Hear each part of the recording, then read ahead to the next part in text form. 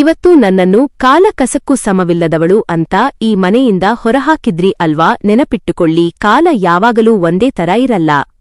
ಸರಿಯಾಗಿ 10 ವರ್ಷದ ನಂತರ ಇದೇ ಜಾಗಕ್ಕೆ ನಾನು ಮತ್ತೆ ಬರುತ್ತೇನೆ. ಆಗ ನೀವು ನನ್ನನ್ನು ನೋಡುವ ರೀತಿ ಸಂಪೂರ್ಣವಾಗಿ ಬದಲಾಗಿರುತ್ತೆ ಎಂದು ಕಣ್ಣೀರನ್ನು ಒರೆಸಿಕೊಂಡು ತನುಶ್ರೀ ಆ ಮನೆಯ ಬಾಗಿಲಿನಿಂದ ಹೊರಗೆ ಬಂದಳು. ಅವಳ ಹಿಂದೆ ಆ ದೊಡ್ಡ ಬಾಗಿಲು ಜೋರಾಗಿ ಮುಚ್ಚಿತು. ಆದರೆ ಆ ಮನೆಯಲ್ಲಿದ್ದ ಯಾರಿಗೂ ಗೊತ್ತಿರಲಿಲ್ಲ, 10 ವರ್ಷಗಳ ನಂತರ ಇದೇ ಬಾಗಿಲ ಮುಂದೆ ಬಂದು ನಿಲ್ಲುವ ಒಂದು ಸರ್ಕಾರಿ ಕಾರು ಇಡೀ ಮನೆಯವರ ಜೀವನವನ್ನೇ ಸಂಪೂರ್ಣವಾಗಿ ಬದಲಿಸಲಿದೆ ಎಂದು. ಸರಿಯಾಗಿ 10 ವರ್ಷಗಳ ನಂತರ ಅದೇ ಮನೆಯ ಮುಂದೆ ಒಂದು ಕೆಂಪು ದೀಪದ ಸರ್ಕಾರಿ ಕಾರು ಬಂದು ನಿಂತಿತ್ತು. ಕಾರಿನ ಬಾಗಿಲು ತೆರೆದಾಗ ಒಬ್ಬ ಮಹಿಳಾ ಸರ್ಕಾರಿ ಅಧಿಕಾರಿ ನಿಧಾನವಾಗಿ ಕೆಳಗಿಳಿದಳು. ಅವಳನ್ನು ನೋಡಿದ ಆ ಮನೆಯವರೆಲ್ಲ ಒಂದೇ ಕ್ಷಣದಲ್ಲಿ ಮಾತು ಮರೆತು ಸ್ತಬ್ಧರಾಗಿ ನಿಂತುಬಿಟ್ಟರು. ಯಾಕೆಂದರೆ ಅದು ಬೇರೆ ಯಾರೂ ಅಲ್ಲ, ಅದೇ ತನುಶ್ರೀ. ಆದರೆ 10 ವರ್ಷಗಳ ಹಿಂದೆ ಕಣ್ಣೀರಿನಿಂದ ಹೊರಟು ಹೋಗಿದ್ದ ಆ ಬಡ ಹುಡುಗಿ ಇಂದು ಸರ್ಕಾರಿ ಅಧಿಕಾರಿಯಾಗಿ ಅದೇ ಮನೆಯ ಮುಂದೆ ಯಾಕೆ ಬಂದು ನಿಂತಿದ್ದಳು? ಬೆಂಗಳೂರು ನಗರದ ಒಂದು ಹಳೆಯ ಬಡಾವಣೆಯಲ್ಲಿ ತನುಶ್ರೀ ತನ್ನ ತಾಯಿಯಾದ ಲಕ್ಷ್ಮಿಯ ಜೊತೆ ವಾಸಿಸುತ್ತಿದ್ದಳು. ಆ ಮನೆ ತುಂಬಾ ಚಿಕ್ಕದಾಗಿತ್ತು, ಗೋಡೆಗಳಲ್ಲಿ ಹಳೆಯ ಬಣ್ಣ ಕಿತ್ತು ಹೋಗಿತ್ತು. ಮಳೆ ಬಂದಾಗ ಮೇಲ್ಛಾವಣಿಯಿಂದ ನೀರು ಸೋರಿಕೆಯಾಗುತ್ತಿತ್ತು. ಆದರೆ ಆ ಬಡತನದ ಮನೆಯಲ್ಲಿ ಒಂದು ವಿಷಯ ಮಾತ್ರ ತುಂಬಾ ದೊಡ್ಡದಾಗಿತ್ತು, ಅದು ತನುಶ್ರೀಯ ಕನಸು. ತನುಶ್ರೀ ಪ್ರತಿದಿನ ಬೆಳಿಗ್ಗೆ ಬೇಗ ಎದ್ದು ತನ್ನ ತಾಯಿಗೆ ಮನೆಯ ಕೆಲಸದಲ್ಲಿ ಸಹಾಯ ಮಾಡುತ್ತಿದ್ದಳು, ಅಡುಗೆ ಮಾಡುತ್ತಿದ್ದಳು, ಆನಂತರ ಕಾಲೇಜಿಗೆ ಹೋಗುತ್ತಿದ್ದಳು. ಅವಳ ಬಳಿ ದುಬಾರಿ ಉಡುಪುಗಳಿರಲಿಲ್ಲ, ಒಳ್ಳೆಯ ಮೊಬೈಲ್ ಫೋನ್ ಕೂಡ ಇರಲಿಲ್ಲ. ಆದರೆ ಪುಸ್ತಕಗಳ ವಿಷಯದಲ್ಲಿ ಮಾತ್ರ ಅವಳು ಯಾವತ್ತೂ ರಾಜಿ ಮಾಡಿಕೊಳ್ಳುತ್ತಿರಲಿಲ್ಲ. ಅವಳ ತಾಯಿ ಲಕ್ಷ್ಮಿ ಆಗಾಗ ಪ್ರೀತಿಯಿಂದ ಹೇಳುತ್ತಿದ್ದಳು, ತನುಶ್ರೀ, ನಮ್ಮ ಬಳಿ ಹಣ ಇಲ್ಲ ಅಂತ ನೀನು ಯಾವತ್ತೂ ಬೇಸರ ಮಾಡಿಕೊಳ್ಳಬೇಡ, ನೀನು ಚೆನ್ನಾಗಿ ಓದು, ಒಂದು ದಿನ ನಿನ್ನ ಕಾಲಿನ ಮೇಲೆ ನೀನೇ ನಿಲ್ಲಬೇಕು ಎಂದು. ಅದಕ್ಕೆ ತನುಶ್ರೀ ನಗುತ್ತಾ, ಅಮ್ಮ, ಒಂದು ದಿನ ನಾನು ದೊಡ್ಡ ಸರ್ಕಾರಿ ಅಧಿಕಾರಿಯಾಗ್ತೀನಿ ಎಂದು ಹೇಳುತ್ತಿದ್ದಳು. ತಾಯಿ ನಗುತ್ತಾ, ನೀನು ಮನಸ್ಸು ಮಾಡಿದರೆ ಖಂಡಿತ ಆಗ್ತೀಯಾ ಎಂದು ಧೈರ್ಯ ತುಂಬುತ್ತಿದ್ದಳು. ಆ ಮಾತುಗಳೇ ತನುಶ್ರೀಗೆ ಬದುಕಿನಲ್ಲಿ ದೊಡ್ಡ ಶಕ್ತಿಯಾಗಿದ್ದವು. ತನುಶ್ರೀ ಓದುತ್ತಿದ್ದ ಅದೇ ಕಾಲೇಜಿನಲ್ಲಿ ವರುಣ್ ಕೂಡ ಓದುತ್ತಿದ್ದ. ವರುಣ್ ನಗರದ ಪ್ರಭಾವಿ ಮತ್ತು ದೊಡ್ಡ ಶ್ರೀಮಂತ ಕುಟುಂಬದ ಹುಡುಗ. ಅವನ ತಂದೆ ರಾಜೇಶ್ ದೊಡ್ಡ ಉದ್ಯಮಿಯಾಗಿದ್ದರು. ಅವರ ಮನೆ ನೋಡಿದರೆ ಅದೊಂದು ಅರಮನೆಯಂತಿತ್ತು. ದೊಡ್ಡ ಗೇಟ್, ಸಾಲು ಸಾಲು ದುಬಾರಿ ಕಾರುಗಳು, ಮನೆಯ ಮುಂದೆ ವಿಶಾಲವಾದ ತೋಟ, ಮನೆಯೊಳಗೆ ಕೆಲಸ ಮಾಡಲು ಆಳುಕಾಳುಗಳಿದ್ದರು. ವರುಣ್ಗೆ ಹಣದ ಕೊರತೆ ಇರಲಿಲ್ಲ, ಆದರೆ ಅವನು ತನ್ನ ತಂದೆಯಂತೆ ಹಣದ ಬಗ್ಗೆ ಯಾವತ್ತೂ ಅಹಂಕಾರ ಹೊಂದಿರಲಿಲ್ಲ. ಒಂದು ದಿನ ಕಾಲೇಜಿನಲ್ಲಿ ತನುಶ್ರೀ ಹಿಡಿದುಕೊಂಡಿದ್ದ ಪುಸ್ತಕಗಳು ಆಕಸ್ಮಿಕವಾಗಿ ಕೆಳಗೆ ಬಿದ್ದವು. ಅವಳು ಎಲ್ಲವನ್ನೂ ತೆಗೆದುಕೊಳ್ಳಲು ಕಷ್ಟಪಡುತ್ತಿದ್ದಾಗ ವರುಣ್ ಓಡಿಬಂದು ಸಹಾಯ ಮಾಡಿದ. ಪುಸ್ತಕಗಳನ್ನು ಕೈಗೆ ನೀಡುತ್ತಾ, ಥ್ಯಾಂಕ್ಸ್, ನೀವು ಯಾವಾಗಲೂ ಇಷ್ಟೊಂದು ಪುಸ್ತಕ ಹಿಡಿದುಕೊಂಡೇ ಓಡಾಡ್ತೀರಾ ಎಂದು ಕೇಳಿದ. ತನುಶ್ರೀ ನಗುತ್ತಾ, ನಾನು ಚೆನ್ನಾಗಿ ಓದಬೇಕಲ್ವಾ ಅಂದಳು. ವರುಣ್ ಕುತೂಹಲದಿಂದ, ಜೀವನದಲ್ಲಿ ಏನಾಗಬೇಕು ಅಂತ ಆಸೆ ಎಂದು ಕೇಳಿದಾಗ ತನುಶ್ರೀ ಸ್ವಲ್ಪವೂ ಯೋಚಿಸದೆ ಸರ್ಕಾರಿ ಅಧಿಕಾರಿ ಆಗಬೇಕು ಎಂದು ತಕ್ಷಣ ಹೇಳಿದಳು. ವರುಣ್ ಆಶ್ಚರ್ಯದಿಂದ ನೋಡುತ್ತಾ, ಅದು ತುಂಬಾ ದೊಡ್ಡ ಗುರಿಯಂದ. ಅದಕ್ಕೆ ತನುಶ್ರೀ, ಗುರಿ ಯಾವಾಗಲೂ ದೊಡ್ಡದಾಗಿರಬೇಕು, ಆಗಲೇ ಬದುಕು ಬದಲಾಗುವುದು ಎಂದು ಉತ್ತರಿಸಿದಳು. ಆ ಮಾತು ವರುಣ್ನ ಮನಸ್ಸಿನಲ್ಲಿ ಆಳವಾಗಿ ಉಳಿದುಬಿಟ್ಟಿತು. ದಿನಗಳು ಕಳೆದಂತೆ ಅವರಿಬ್ಬರ ನಡುವೆ ಸ್ನೇಹ ಬೆಳೆಯಿತು. ತನುಶ್ರೀಗೆ ಓದಿನಲ್ಲಿ ಏನಾದರೂ ಗೊಂದಲ ಬಂದರೆ ವರುಣ್ ಸಹಾಯ ಮಾಡುತ್ತಿದ್ದ. ವರುಣ್ಗೆ ಮನೆಯಲ್ಲಿ ಅಥವಾ ಮನಸ್ಸಿನಲ್ಲಿ ಬೇಸರವಾದಾಗ ತನುಶ್ರೀ ಅವನ ಮಾತುಗಳನ್ನು ಸಮಾಧಾನದಿಂದ ಕೇಳುತ್ತಿದ್ದಳು. ಹೀಗೆ ಸಾಗುತ್ತಿರುವಾಗ ಒಮ್ಮೆ ವರುಣ್ ತುಂಬಾ ಬೇಸರದಲ್ಲಿ ಕುಳಿತಿದ್ದಾಗ ತನುಶ್ರೀ ವಿಷಯ ಏನೆಂದು ವಿಚಾರಿಸಿದಳು. ಅದಕ್ಕೆ ವರುಣ್, ನನ್ನ ತಂದೆ ಯಾವಾಗಲೂ ನಾನು ಅವರ ಬಿಸಿನೆಸ್ಗೆ ಸೇರಿಕೊಳ್ಳಬೇಕು ಅಂತ ಒತ್ತಾಯ ಮಾಡುತ್ತಾರೆ ಎಂದು ತನ್ನ ಅಳಲನ್ನು ತೋಡಿಕೊಂಡ. ನಿನಗೆ ಅದು ಇಷ್ಟವಿಲ್ಲವೇ ಎಂದು ತನುಶ್ರೀ ಕೇಳಿದಾಗ ವರುಣ್ ಇಲ್ಲ ಎಂದ. ಹಾಗಾದರೆ ನಿನಗೆ ಇಷ್ಟವಾದದ್ದನ್ನೇ ಮಾಡು ಎಂದು ತನುಶ್ರೀ ಧೈರ್ಯ ನೀಡಿದಳು. ಆದರೆ ನನ್ನ ಕುಟುಂಬವನ್ನು ಎದುರಿಸುವುದು ಹೇಗೆ ಎಂದು ವರುಣ್ ಯೋಚಿಸಿದಾಗ ತನುಶ್ರೀ ನಗುತ್ತಾ, ಜೀವನ ನಿನ್ನದು, ನಿರ್ಧಾರವೂ ನಿನ್ನದೇ ಆಗಿರಬೇಕು ಎಂದು ತಿಳಿಹೇಳಿದಳು. ಆ ದಿನ ವರುಣ್ಗೆ ಮೊದಲ ಬಾರಿಗೆ ಅರ್ಥವಾಯಿತು, ತನುಶ್ರೀ ಬಡವಳಾಗಿದ್ದರೂ ಅವಳ ಆಲೋಚನೆಗಳು ಮತ್ತು ವಿಚಾರಗಳು ತುಂಬಾ ದೊಡ್ಡವು. ಅವಳ ಮೇಲಿದ್ದ ಗೌರವ ನಿಧಾನವಾಗಿ ಪ್ರೀತಿಯಾಗಿ ಬದಲಾಯಿತು. ಒಂದು ಸಂಜೆ ಅವನು ತನುಶ್ರೀಯನ್ನು ಭೇಟಿಯಾಗಿ, ತನುಶ್ರೀ, ನನಗೆ ನಿನ್ನ ಜೊತೆ ಒಂದು ಮುಖ್ಯವಾದ ವಿಷಯ ಹೇಳಬೇಕು, ನನಗೆ ನೀನು ಅಂದರೆ ತುಂಬಾ ಇಷ್ಟ ಎಂದು ತನ್ನ ಮನಸ್ಸಿನ ಪ್ರೀತಿಯನ್ನು ವ್ಯಕ್ತಪಡಿಸಿದ. ತನುಶ್ರೀ ಮೌನವಾದಾಗ ನಿನ್ನ ಬಡತನ ನನಗೆ ಕಾಣಿಸುವುದಿಲ್ಲ, ನಿನ್ನ ಒಳ್ಳೆಯ ಮನಸ್ಸು ಮಾತ್ರ ನನಗೆ ಕಾಣಿಸುತ್ತದೆ ಎಂದು ವರುಣ್ ಹೇಳಿದ. ತನುಶ್ರೀಯ ಕಣ್ಣಿನಲ್ಲಿ ನೀರು ತುಂಬಿ ಬಂತು. ವರುಣ್, ನಿಮ್ಮ ಕುಟುಂಬದವರು ನನ್ನನ್ನು ಒಪ್ಪಿಕೊಳ್ಳುತ್ತಾರಾ ಎಂದು ಕೇಳಿದಾಗ, ನಾನು ಅವರನ್ನು ಒಪ್ಪಿಸುತ್ತೇನೆ. ಒಂದು ದಿನ ಅವರು ನಿನ್ನನ್ನು ಗೌರವದಿಂದ ನಮ್ಮ ಮನೆಯ ಸೊಸೆಯಾಗಿ ಕರೆದುಕೊಂಡು ಹೋಗುತ್ತಾರೆ ಎಂದು ವರುಣ್ ಭರವಸೆ ನೀಡಿದ. ತನುಶ್ರೀ ಅವನ ಮಾತುಗಳನ್ನು ಕಣ್ಣು ಮುಚ್ಚಿ ನಂಬಿದಳು. ವರುಣ್ ನೀಡಿದ ಧೈರ್ಯದ ಮಾತುಗಳನ್ನು ನಂಬಿದ ತನುಶ್ರೀ ಆ ಕನಸಿನೊಂದಿಗೆ ತನ್ನ ಬದುಕಿನ ಮುಂದಿನ ಹೆಜ್ಜೆ ಇಡಲು ಸಿದ್ಧಳಾಗಿದ್ದಳು. ಕೆಲವು ದಿನಗಳು ಕಳೆದ ನಂತರ ವರುಣ್ ತನುಶ್ರೀಯನ್ನು ತನ್ನ ಮನೆಗೆ ಕರೆದುಕೊಂಡು ಹೋದ. ತನುಶ್ರೀ ತುಂಬಾ ಸರಳವಾದ ಬಟ್ಟೆಯನ್ನು ಉಟ್ಟುಕೊಂಡಿದ್ದಳು. ಅವಳ ಕೈಯಲ್ಲಿ ಒಂದು ಚಿಕ್ಕ ಬ್ಯಾಗ್ ಇತ್ತು. ಆ ದೊಡ್ಡ ಅರಮನೆಯಂತಹ ಮನೆಯ ಗೇಟ್ ಮುಂದೆ ನಿಂತಾಗ ಅವಳಿಗೆ ಮನಸ್ಸಿನಲ್ಲಿ ಸಣ್ಣ ಭಯ ಶುರುವಾಯಿತು. ವರುಣ್, ನನಗೆ ತುಂಬಾ ಭಯವಾಗುತ್ತಿದೆ ಎಂದು ತನುಶ್ರೀ ಹೇಳಿದಾಗ ವರುಣ್ ಅವಳ ಕೈ ಹಿಡಿದು, ನಾನು ನಿನ್ನ ಜೊತೆ ಇದ್ದೇನೆ, ಏನೂ ಹೆದರಬೇಡ ಎಂದು ಧೈರ್ಯ ಹೇಳಿ ಒಳಗೆ ಕರೆದುಕೊಂಡು ಹೋದ. ಮನೆಯೊಳಗೆ ವರುಣ್ನ ತಾಯಿ ಸುಹಾಸಿನಿ ಕುಳಿತಿದ್ದಳು. ಅವಳು ತನುಶ್ರೀಯನ್ನು ಮೇಲಿನಿಂದ ಕೆಳಗೆ ತನಕ ಅಲಕ್ಷ್ಯದಿಂದ ನೋಡಿದಳು. ಇವಳೇನಾ ವರುಣ್ ಎಂದು ಕೇಳಿದಾಗ ವರುಣ್, ಹೌದು ಅಮ್ಮ, ಕುಳಿತುಕೋ ತನುಶ್ರೀ ಎಂದ. ತನುಶ್ರೀ ನಿಧಾನವಾಗಿ ಸೋಫಾದ ಮೇಲೆ ಕುಳಿತಳು. ಸುಹಾಸಿನಿ ನೇರವಾಗಿ, ನಿಮ್ಮ ತಂದೆ ಏನು ಮಾಡುತ್ತಿದ್ದಾರೆ ಎಂದು ಕೇಳಿದಳು. ತನುಶ್ರೀ ತಲೆ ತಗ್ಗಿಸಿ, ನನ್ನ ತಂದೆ ಇಲ್ಲ, ನನ್ನ ತಾಯಿ ನನ್ನನ್ನು ಕಷ್ಟಪಟ್ಟು ಬೆಳೆಸಿದ್ದಾರೆ ಎಂದು ಮೆಲ್ಲಗೆ ಉತ್ತರಿಸಿದಳು. ಸುಹಾಸಿನಿಯ ಮುಖದಲ್ಲಿ ತಕ್ಷಣವೇ ಬದಲಾವಣೆ ಕಾಣಿಸಿತು. ಅಂದರೆ ನಿಮ್ಮ ಕುಟುಂಬದಲ್ಲಿ ಯಾರೂ ದೊಡ್ಡವರು ಇಲ್ವಾ ಎಂದು ವ್ಯಂಗ್ಯವಾಗಿ ಕೇಳಿದಳು. ತನುಶ್ರೀಗೆ ಏನು ಹೇಳಬೇಕೆಂದು ತೋಚಲಿಲ್ಲ. ವರುಣ್ ಮಧ್ಯಪ್ರವೇಶಿಸಿ, ಅಮ್ಮ, ಅವಳು ತುಂಬಾ ಒಳ್ಳೆಯ ಹುಡುಗಿ ಎಂದಾಗ ಸುಹಾಸಿನಿಗೆ ಆ ಮಾತು ಸ್ವಲ್ಪವೂ ಇಷ್ಟವಾಗಲಿಲ್ಲ. ಅಲ್ಲಿಂದ ಅವಮಾನದ ಪರ್ವ ಶುರುವಾಯಿತು. ಊಟದ ಸಮಯದಲ್ಲಿ ಮನೆಯ ಕೆಲಸದವಳು ತನುಶ್ರೀಗೆ ಊಟ ಬಡಿಸಲು ಬಂದಾಗ ಸುಹಾಸಿನಿ ತಕ್ಷಣವೇ ತಡೆದು, ಅವಳಿಗೆ ಬೇರೆ ತಟ್ಟೆಯಲ್ಲಿ ಊಟ ಕೊಡು ಎಂದು ಕೀಳಾಗಿ ಹೇಳಿದಳು. ವರುಣ್ ಬೆಚ್ಚಿಬಿದ್ದು, ಅಮ್ಮ, ಇದೇನು ಎಂದು ಕೋಪಗೊಂಡ. ಆದರೆ ತನುಶ್ರೀ ಅವನ ಕೈ ಹಿಡಿದು, ಬಿಡಿ ವರುಣ್ ಎಂದು ತಡೆದಳು. ಅವಳು ಹೊರಗೆ ಏನೂ ಅನ್ನದಿದ್ದರೂ ಅವಳ ಮನಸ್ಸಿಗೆ ತೀವ್ರವಾದ ನೋವಾಗಿತ್ತು. ಊಟ ಮುಗಿದ ನಂತರ ತನುಶ್ರೀ ಅಲ್ಲಿಂದ ಹೊರಡಲು ನಿಂತಾಗ ಸುಹಾಸಿನಿ ಅವಳನ್ನು ತಡೆದು, ನಿನ್ನ ಜೊತೆ ಸ್ವಲ್ಪ ಮಾತನಾಡಬೇಕು ಎಂದಳು. ಹೇಳಿ ಆಂಟಿ ಎಂದು ತನುಶ್ರೀ ನಿಂತಳು. ನೀನು ನನ್ನ ಮಗನನ್ನು ಪ್ರೀತಿಸುತ್ತಿದ್ದೀಯಂತೆ, ಹೌದಾ? ನಿನಗೆ ಈ ಮನೆಯ ಮಟ್ಟ ಮತ್ತು ಗೌರವದ ಬಗ್ಗೆ ಏನಾದರೂ ಗೊತ್ತಿದೆಯಾ? ಈ ಮನೆಗೆ ಸೊಸೆಯಾಗುವುದು ಅಷ್ಟು ಸುಲಭವಲ್ಲ, ನಮ್ಮ ಕುಟುಂಬದ ಮಟ್ಟವೇ ಬೇರೆ ಎಂದು ಸುಹಾಸಿನಿ ನೇರವಾಗಿ ಅವಮಾನಿಸಿದಳು. ಆ ಮಾತು ಕೇಳಿ ತನುಶ್ರೀಯ ಕಣ್ಣಲ್ಲಿ ನೀರು ತುಂಬಿ ಬಂತು. ವರುಣ್ ಕೋಪದಿಂದ, ಅಮ್ಮ, ಸಾಕು, ನಿಲ್ಲಿಸು ಎಂದರೂ ಸುಹಾಸಿನಿ ಥಾಂಬಲಿಲ್ಲ.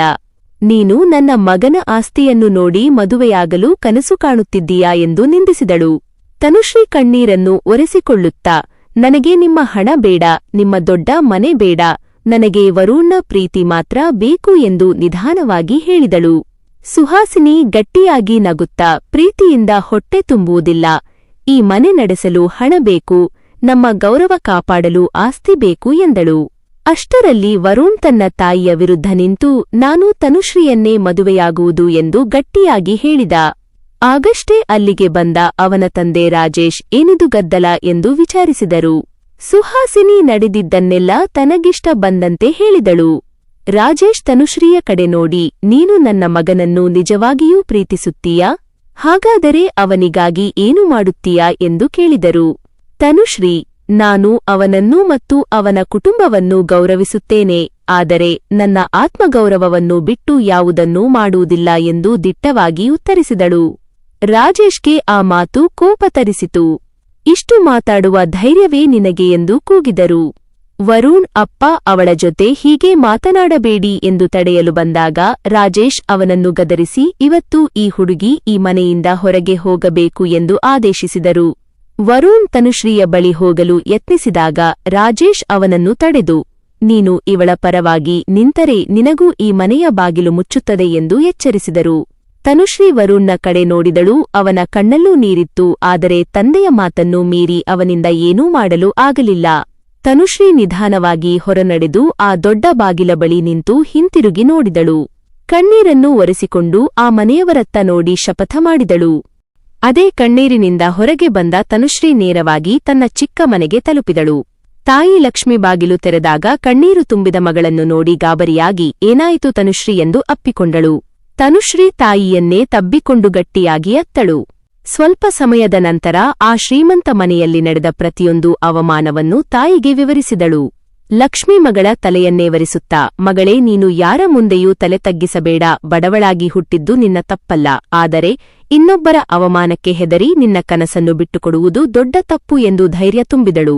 ಆ ಮಾತು ತನುಶ್ರೀಯ ಮನಸ್ಸಿನಲ್ಲಿ ಸಣ್ಣಗೆ ಉರಿಯುತ್ತಿದ್ದ ಬೆಂಕಿಗೆ ತುಪ್ಪ ಸುರಿದಂತಾಯಿತು.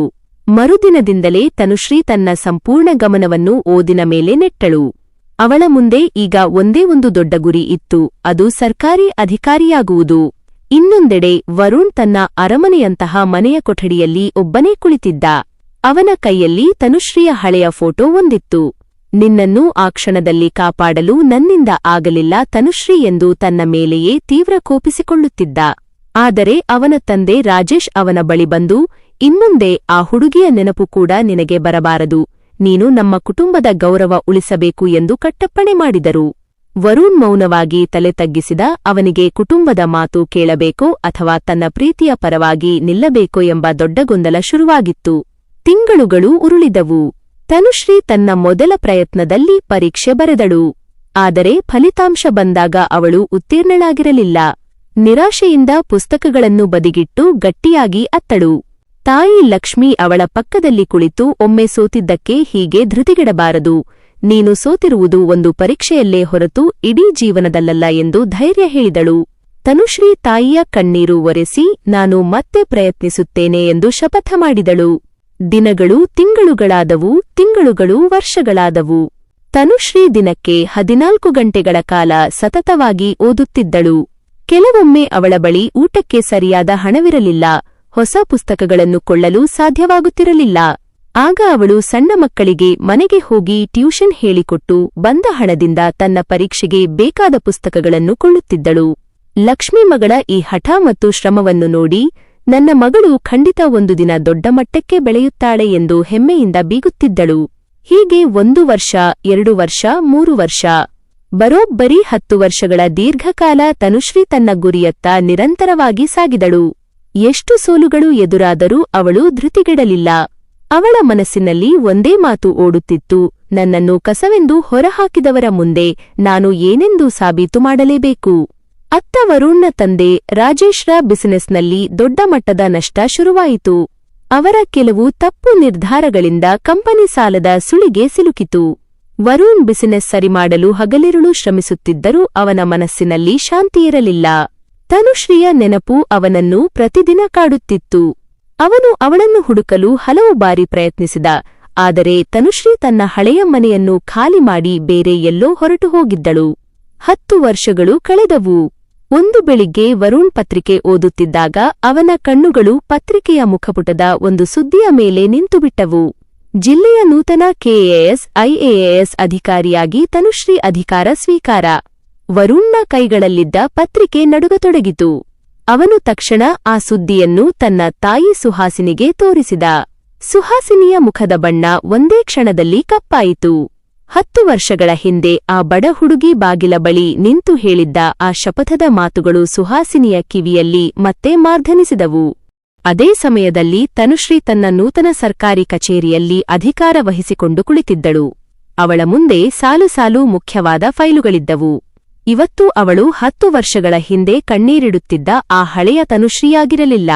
ಅವಳ ಪ್ರತಿಯೊಂದು ಮಾತಿನಲ್ಲೂ ಆತ್ಮವಿಶ್ವಾಸ ಎದ್ದು ಕಾಣುತ್ತಿತ್ತು. ಮುಖದಲ್ಲಿ ಒಂದು ರೀತಿಯ ಶಾಂತಿಯಿತ್ತು. ಕಚೇರಿಗೆ ಬಂದ ತಾಯಿ ಲಕ್ಷ್ಮಿಯನ್ನು ಕಂಡಾಗ ಮಾತ್ರ ಅವಳು ಮತ್ತೆ ಅದೇ ಪ್ರೀತಿಯ ಮಗಳಾಗುತ್ತಿದ್ದಳು. ತಾಯಿ ಅವಳ ತಲೆಯ ಸವರಿ, ಮಗಳೇ, ಇವತ್ತು ನಿನ್ನನ್ನು ಈ ಅಧಿಕಾರದ ಸೀಟಿನಲ್ಲಿ ನೋಡಿ ನನಗೆ ಜನ್ಮ ಸಾರ್ಥಕವಾಯಿತು ಎಂದಾಗ ತನುಶ್ರೀ ತಾಯಿಯ ಕಾಲಿಗೆ ನಮಸ್ಕರಿಸಿ, ಇದೆಲ್ಲ ನಿಮ್ಮ ಆಶೀರ್ವಾದ ಮತ್ತು ಶ್ರಮ ಅಮ್ಮ ಎಂದು ಕಣ್ಣೀರು ತುಂಬಿದ ನಗೆಯಿಂದ ಉತ್ತರಿಸಿದಳು. ಅಧಿಕಾರ ವಹಿಸಿಕೊಂಡ ಮೊದಲ ವಾರದಲ್ಲೇ ತನುಶ್ರೀಗೆ ಒಂದು ಪ್ರಮುಖ ಸರ್ಕಾರಿ ತನಿಖೆಯ ಕೆಲಸ ಬಂದೊದಗಿತು.